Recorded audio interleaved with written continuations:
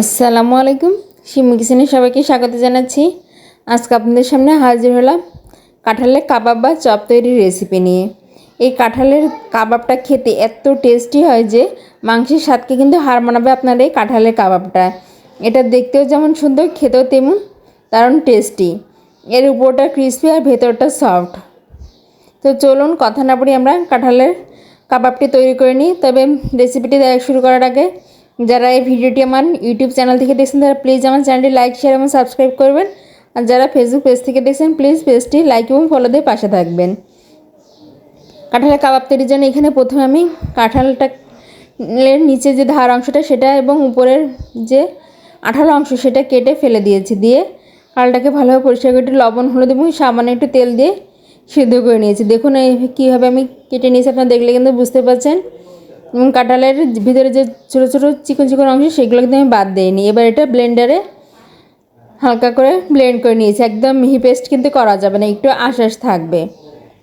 এবার এর মধ্যে দিয়ে দিচ্ছি 1 চা চামচ ধনে গুঁড়ো, 1/2 চা চামচ গরম মশলার গুঁড়ো, আর দিয়ে দেব স্বাদ অনুযায়ী মরিচের গুঁড়ো। এখানে ঝালটা আপনারা যে যেমন পছন্দ করেন সেই অনুযায়ী মরিচের গুঁড়োটা দিয়ে দেবেন। এবার দিয়ে দিচ্ছি স্বাদ অনুযায়ী লবণ।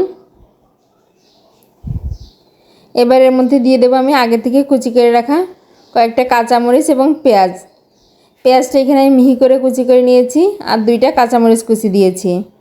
এবার দিয়ে দিচ্ছি ছাতু। আমার হাতের কাছে ছাতু ছিল এই জন্য আমি ছাতু দিয়েছি। আপনারা চাইলে কর্নফ্লাওয়ার অথবা বেসন দিতে পারেন, তবে বেসন দিলে বেসনটা হালকা একটু শুকনো খোলায় টেলে তারপরে দেবেন, তাহলে বেসনের যে কাঁচা গন্ধ সেটা আর থাকবে না। এবার এর মধ্যে দিয়ে দিয়েছি 1/2 চা চামচ জিরা। এবার এই সমস্ত কিছু খুব ভালোভাবে মিশিয়ে নিচ্ছি।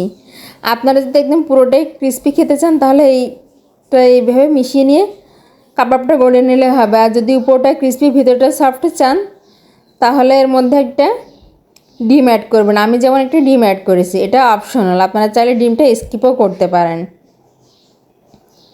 এবার ডিমটা দিয়ে ভালোভাবে মিশিয়ে নেবে। এবার হাত দিয়ে মেশাবো, এই জন্য আমি চামচটা উঠিয়ে নিচ্ছি।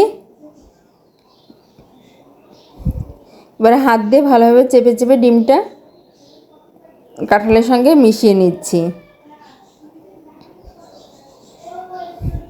আর আমার একটু ভুল হয়ে গিয়েছিলো, এই জন্য এই পর্যায়ে এসে আমি একটু আদা বাটা আর সামান্য রসুন বাটাটা দিয়ে দিচ্ছি। আপনারা এটা আগে থেকেই দিয়ে দেবেন, আমার দিতে মনে ছিল না, এই জন্য এই পর্যায়ে এসে আমি অ্যাড করে দিচ্ছি। আর যদি হাতের কাছে ধনেপাতা বা পুদিনা পাতা কুচি থাকে তাহলে অ্যাড করতে পারেন, আমার হাতের কাছে ছিল না এই জন্য আমি দিইনি। এবার এটা দিয়ে আবারও ভালোভাবে মেখে নিয়েছি। দেখুন আমার মাখা হয়ে গেছে। এবার আমি হাতটা পরিষ্কার করে হাতের মধ্যে ভালোভাবে তেল লাগিয়ে নিয়েছি। এবার এখান থেকে কিছুটা মিশ্রণ আমি হাতের মধ্যে নিয়ে আস্তে আস্তে চেপে চেপে কাবাবের শেপটা দিয়ে নিচ্ছি। কাবাবের শেপটা দিয়ে কিন্তু একদম সহজ, দেখেই বুঝতে পারছেন। এইভাবে আমি বেশ কয়েকটি কাবাব তৈরি করে নেব। দেখুন আমি বেশ কয়েকটি কাবাব তৈরি করে নিয়েছি। এইভাবে কাবাব তৈরি করে আপনারা নরমালে রেখে 2 দিন পর্যন্ত সংরক্ষণ করতে পারেন। এবার কাবাবটা ভেজে নেব, এই জন্য চুলায় কড়াই বসিয়ে কড়াইয়ের মধ্যে আমি 1/2 কাপ মতো তেল দিয়ে দিয়েছি। যেহেতু এটা আমি শ্যালো ফ্রাই করবো এর জন্য এখানে আমি 1/2 কাপ তেল দিয়েছি। এবার তেলটা গরম হয়ে গেলে এর মধ্যে আমি কাঁঠালের কাবাবগুলো দিয়ে দিচ্ছি।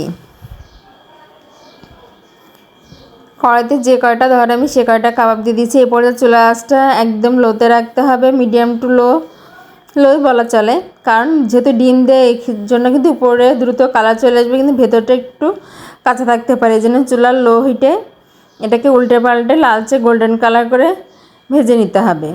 আমি আবারও বলছি, আপনারা যদি ভেতরটা সফট খেতে না চান সেক্ষেত্রে ডিমটা অ্যাভয়েড করতে পারেন। ডিমটা দিলে ভেতরটা সফট হয়, উপরটা ক্রিস্পি হয় এবং কালারটা অনেক সুন্দর আসে।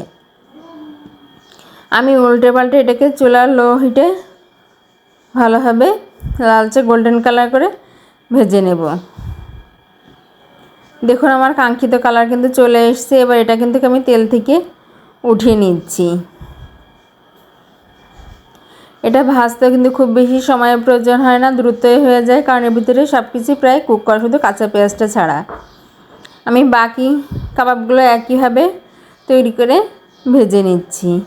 এইভাবে কাবাব তৈরি করে আপনারা পোলাওয়ের সঙ্গে এমনকি সন্ধ্যার নাস্তায়ও দিতে পারেন। খেয়ে কেউ বলতেই পারবে না যে এটা আপনার মাংসের তৈরি না, কাঁঠাল দিয়ে তৈরি। এইভাবে এরকম নতুন নতুন রেসিপি দেখতে হলে অবশ্যই কিন্তু আমার চ্যানেলটির পাশে থাকতে হবে। আর ভিডিওটি ভালো লাগলে অবশ্যই লাইক এবং শেয়ার দিয়ে আমার পাশে থাকবেন। আজকের মতো এখানেই বিদায় নিচ্ছি। সবাই ভালো থাকবেন, সুস্থ থাকবেন। আল্লাহ হাফেজ।